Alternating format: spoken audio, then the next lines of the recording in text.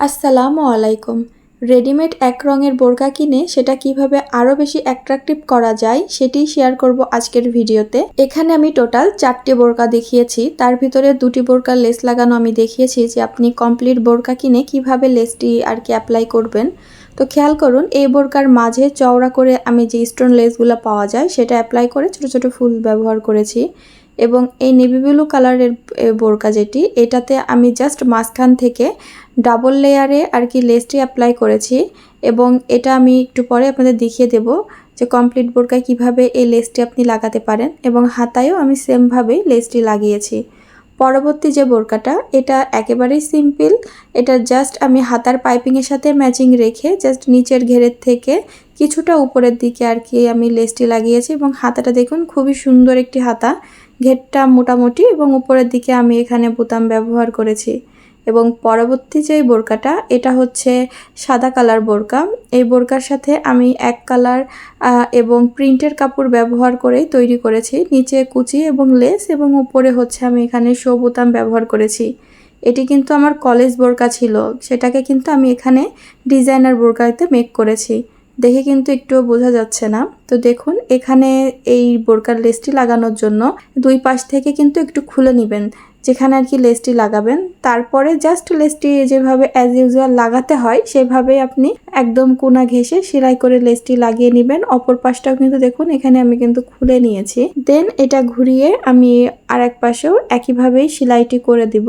পরবর্তীতে আমি যে অংশটুকু খুলে নিয়েছিলাম লেস লাগানোর সুবিধার্থে, সেই অংশটুকু আমি জয়েন্ট করে দিব।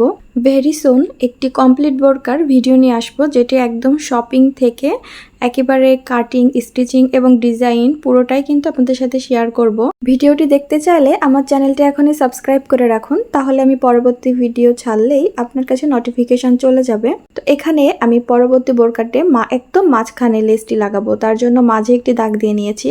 এবং একদম গলার উপরে খেয়াল করুন যে আমি কিন্তু কিছুটা লেস ভিতরের দিকে ফোল্ড করে দিয়ে তারপরে লাগাচ্ছি, তাহলে কিন্তু বোঝাই যাবে না যে আপনার বোরকার কমপ্লিটের পরে লেসটি লাগানো হয়েছে।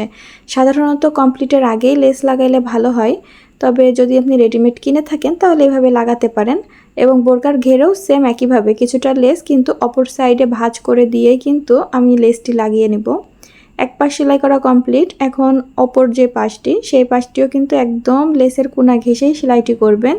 লেস লাগানোর ক্ষেত্রে কিন্তু সেলাইটি অনেক গুরুত্বপূর্ণ, একদম কোনা ঘেঁষে সেলাই করতে হয়। এখন দেখুন, অপর পাশেও কিন্তু আমি সেম একইভাবেই লেসটি ভাঁজ করে দিয়ে সেলাইটি করে নিব, তাহলে মাঝের সেলাইটি আমাদের কমপ্লিট হয়ে যাবে।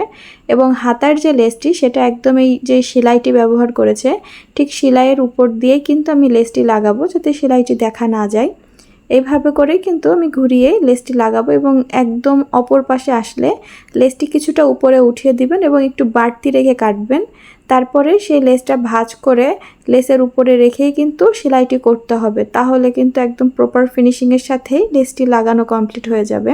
আজকের মতো তো সময় এখানেই শেষ, তবে আশা করি খুব শীঘ্রই আপনাদের সাথে নতুন কোনো ডিজাইন বা কোনো ড্রেস মেকিং নিয়ে দেখা হবে। সে পর্যন্ত সকলে ভালো থাকবেন, সুস্থ থাকবেন। আল্লাহ হাফেজ।